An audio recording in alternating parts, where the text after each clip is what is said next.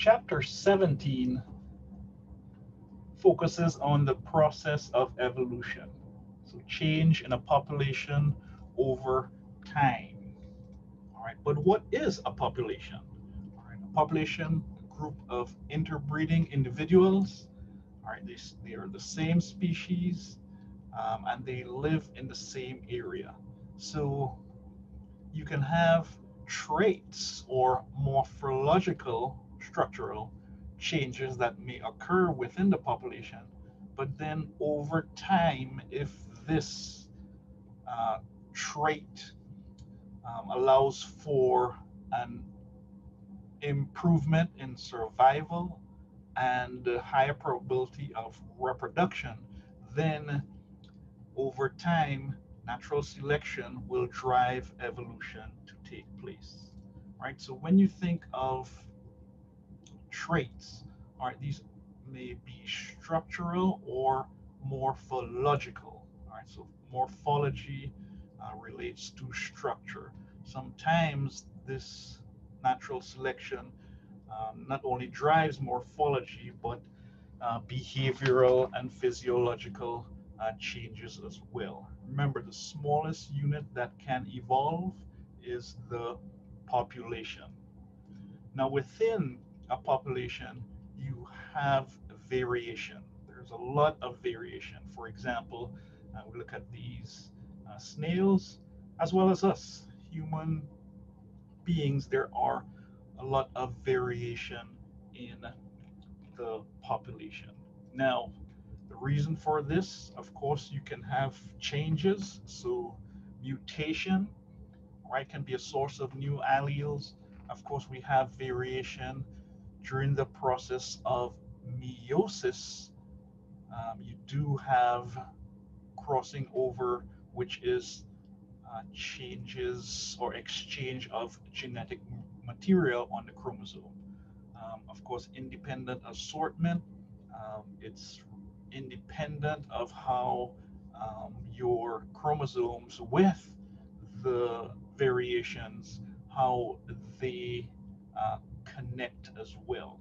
All right, so you do have mutations, right, which are the original source of new alternate forms of the gene. So alleles are alternate forms. Of course, when we think of mutations, we just naturally think, man, that's going to be bad.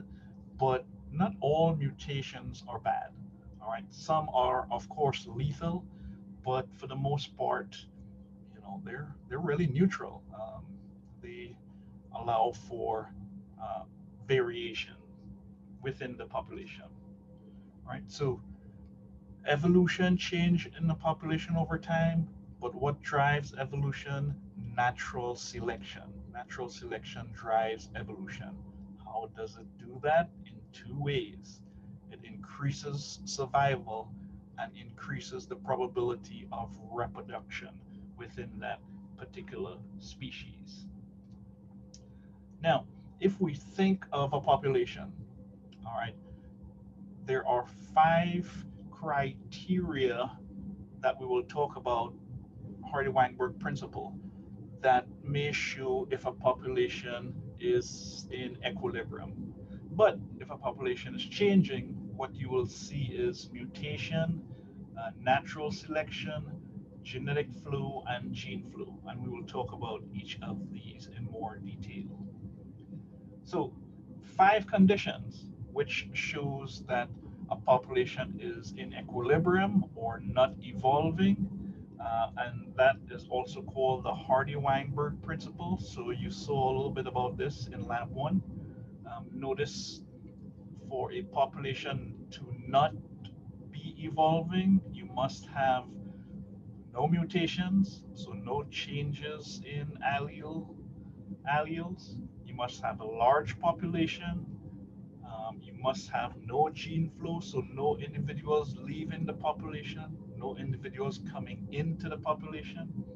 Of course, random mating, and then individuals survive and produce the same number of offsprings. So, if we really think about it, this doesn't really occur because that's life doesn't really go this way, flow this way, but you must have a standard. So the standard of a population that is in equilibrium and not evolving, the Hardy-Weinberg principle. And you can actually calculate these.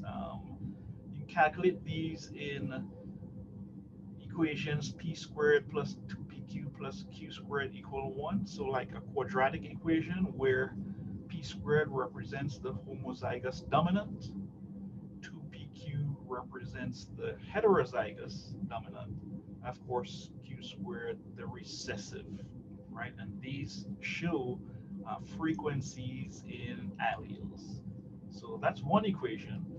You can have another equation showing frequencies as well. So of course P the dominant, Q the recessive, P plus Q is equal to 1. And we use this of course to look at frequencies in specific populations.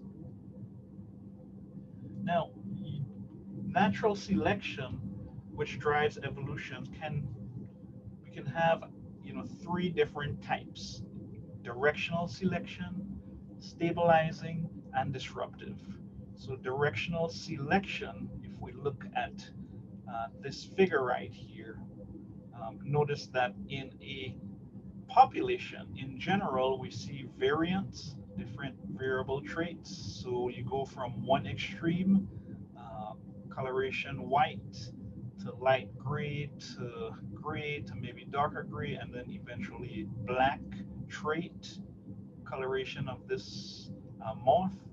But then in directional selection, you have selection for one extreme trait. In stabilizing, you have selection for the intermediate trait. And in disruptive, you have selection for both extreme traits and not the intermediate. Now, we do have examples. All right, we do have examples of these as shown in your textbook. So, for example, the peppered moth, what we've seen in, and I think this is in Europe, with the initial startup of the industrial industry. So factories produce sooth, which landed on the barks of trees. So whereas the peppered moth was pretty much camouflaged, variants of darker coloration were had the ability to survive less because they were easy prey. But now with the sooth covering the barks of trees, what happened was that the peppered moth that now was not camouflage did not survive as well. So increased survival of this variant eventually led to um, increase in survival, increase in reproduction, and then increase in numbers. So this particular extreme trait was selected for, so directional, right? You do have another example, warfarin-resistant rats, where warfarin in the 1950s, mid-50s were used to try and get rid of rats, but they became resistant to it, and so they were no longer infected by warfarin. In stabilizing selection, remember you get the intermediate trait being favored for. And so, once again, if we look at our normal population, extremes, variation in between, however, in this particular stabilizing, the intermediate trait is selected for. Notice what happens to the extremes. All right, the extreme traits are selected against. So, example, sociable weavers, body weight in these birds. So, remember you had a wider variation, lighter birds, heavier birds, but in stabilizing selection, it will select for the, in this case, x-axis body mass in grams of these birds, and y-axis total number of survivors um, with the intermediate body mass will be selected for, whilst the extremes will be selected against.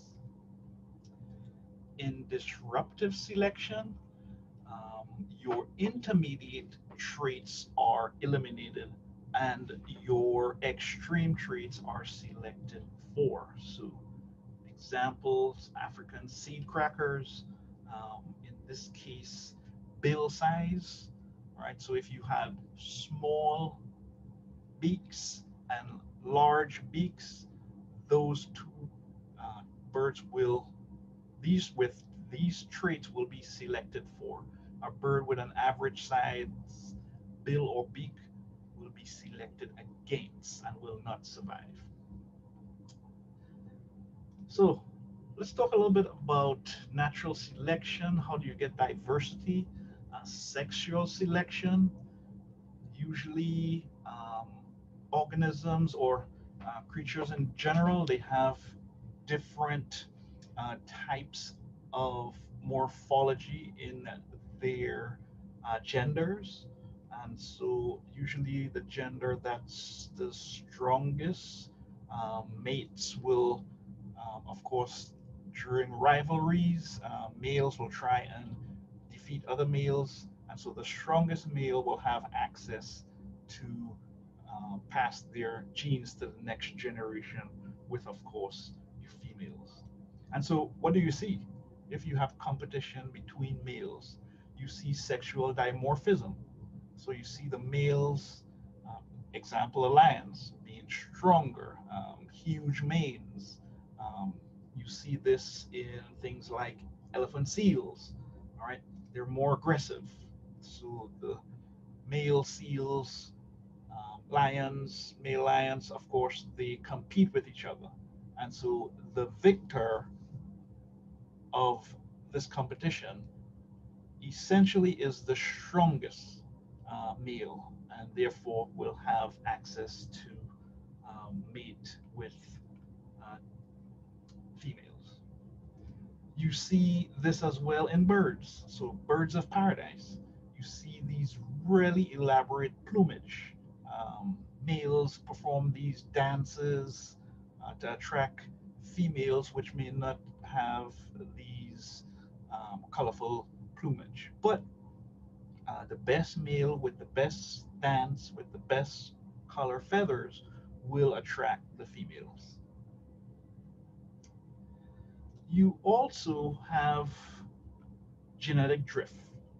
So this occurs when you have a large population and then something environmental impacts the entire population, then a trait which may not have been prevalent, um, maybe an extreme trait, through chance, random chance, now becomes more prevalent.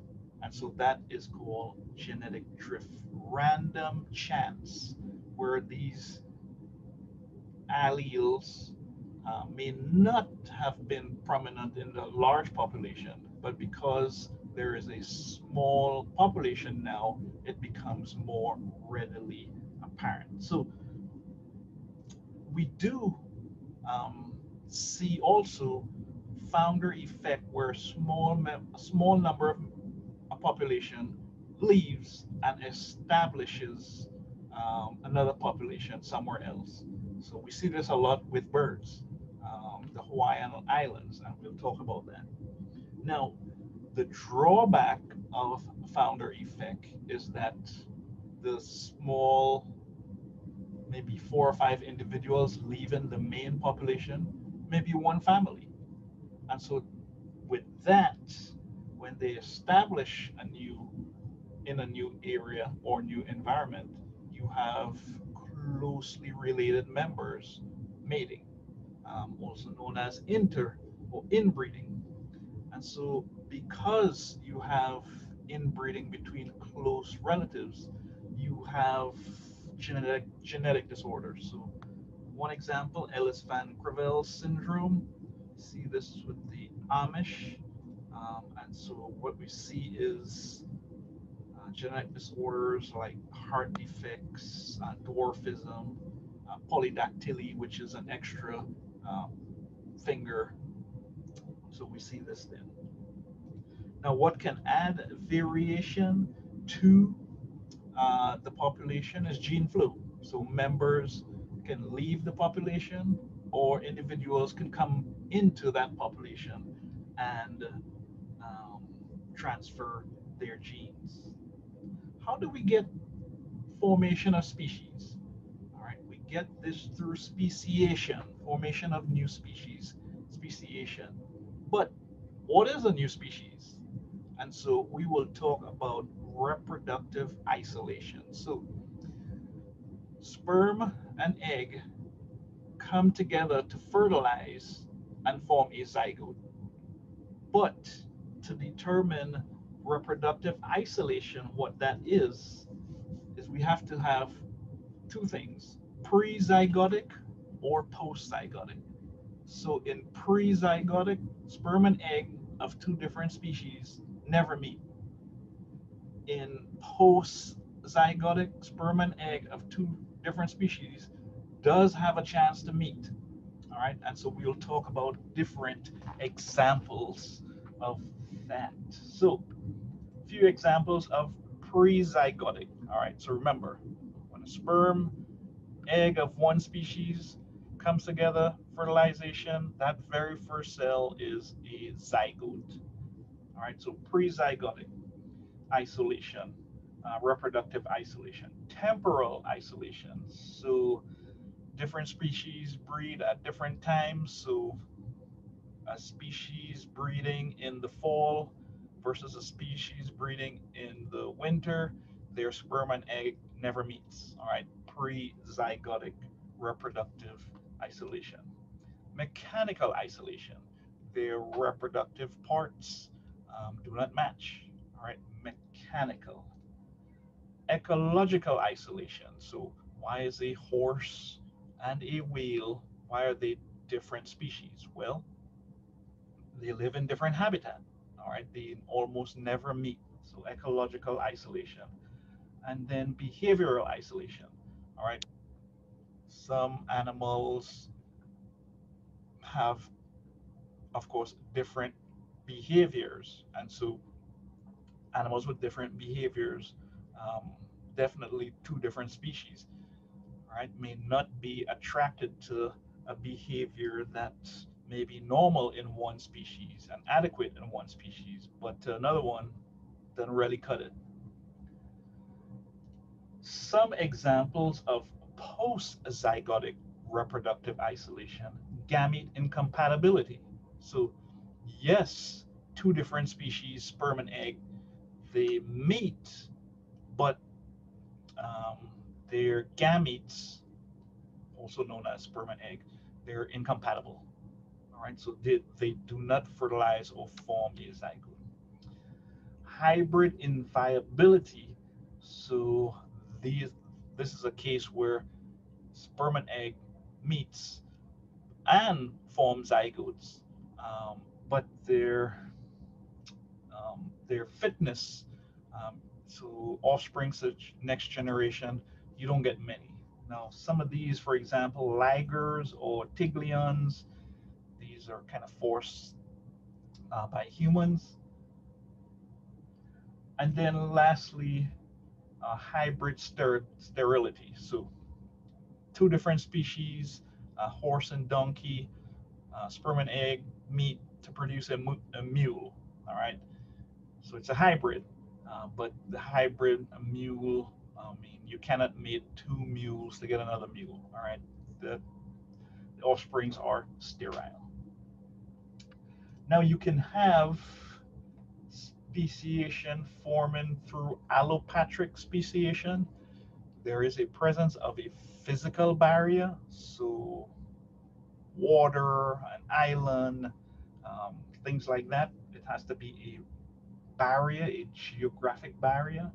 So, for example, these two shrimp species, about 3.54 million years ago, the Isthmus of Panama formed, thus creating a barrier between the Atlantic and the Pacific. So, as you can see, formation of species due to a barrier.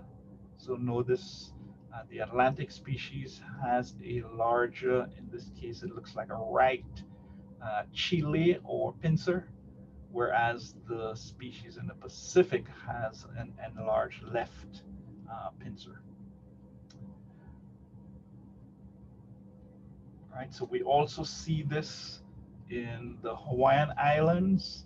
Uh, these Hawaiian honey creepers, they appear to be the same, but they are different species. Notice their beaks, so different. So these looks like the cracked seeds. These look more like they get nectar from flowers and could be specific type flowers. So they're different, but we see their differences from the main island all the way going to the different islands. All right, so the geographic barrier here in allopatric speciation is, of course, the ocean or water between the islands.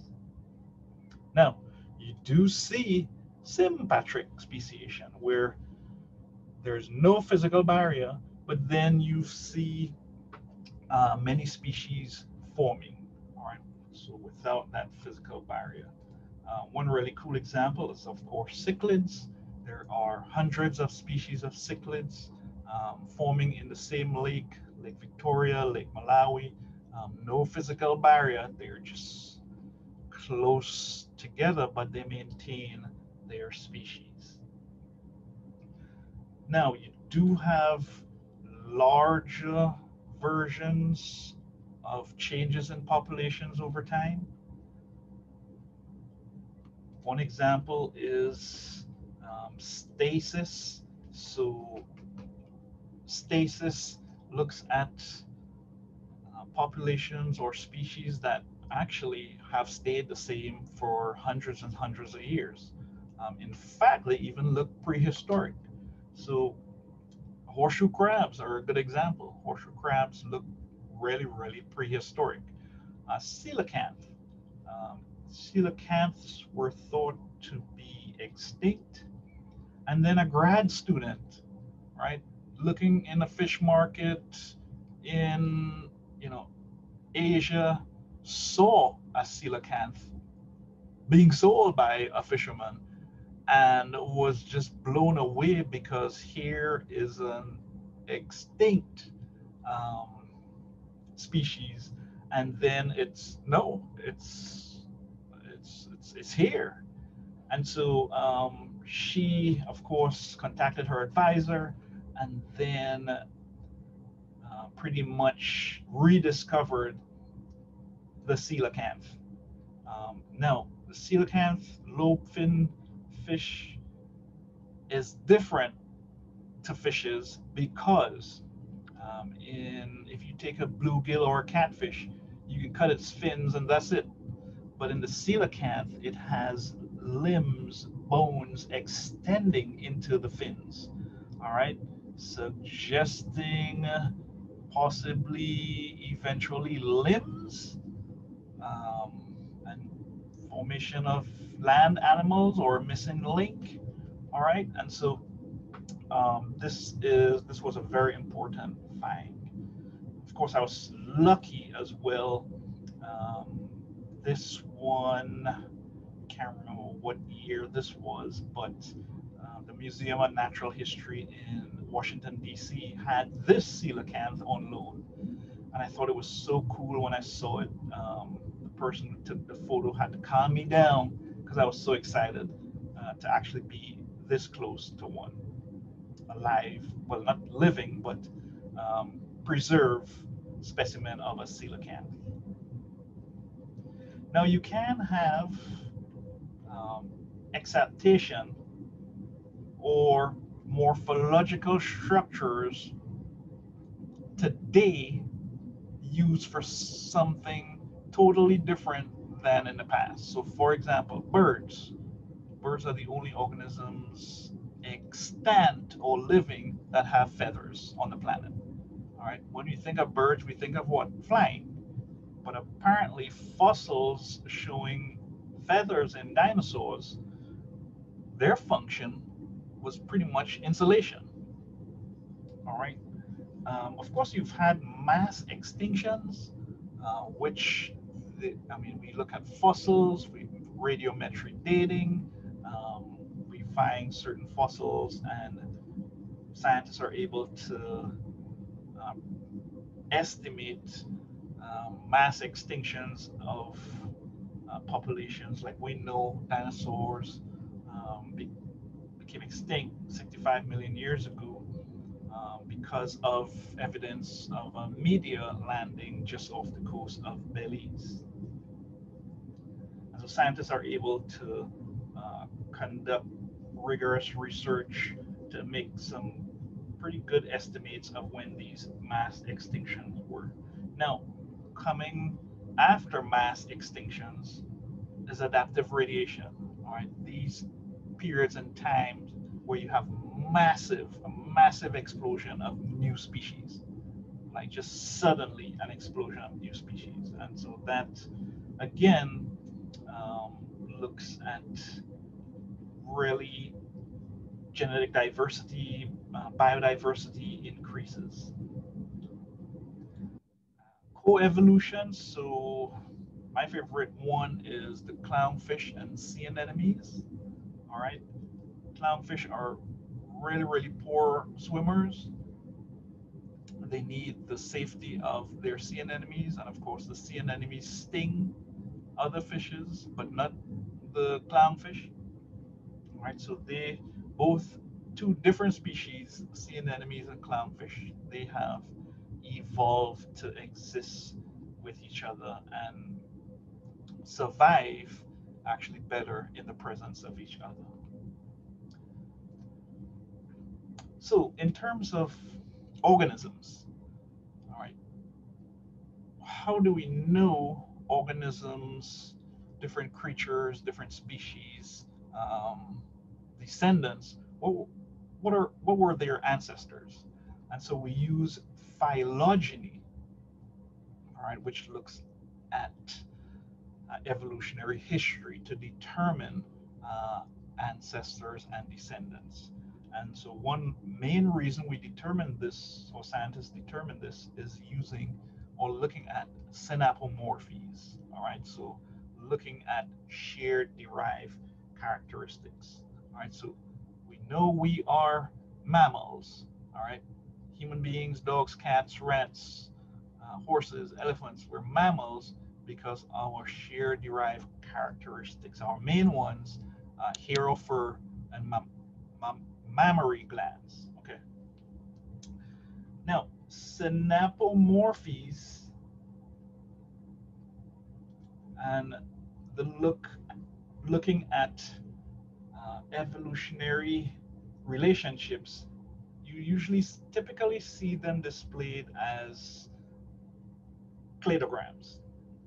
And so, what we really want is descendants. We want all descendants, and we want at each node, we want ancestors. So if we have all descendants and all ancestors, we have a monophyletic group. What we do not want is paraphyletic groups, which does not have all the descendants, even though they have all ancestors. And we do not want polyphyletic, which we have all descendants, C, D, E, F, G, but um, not all ancestors.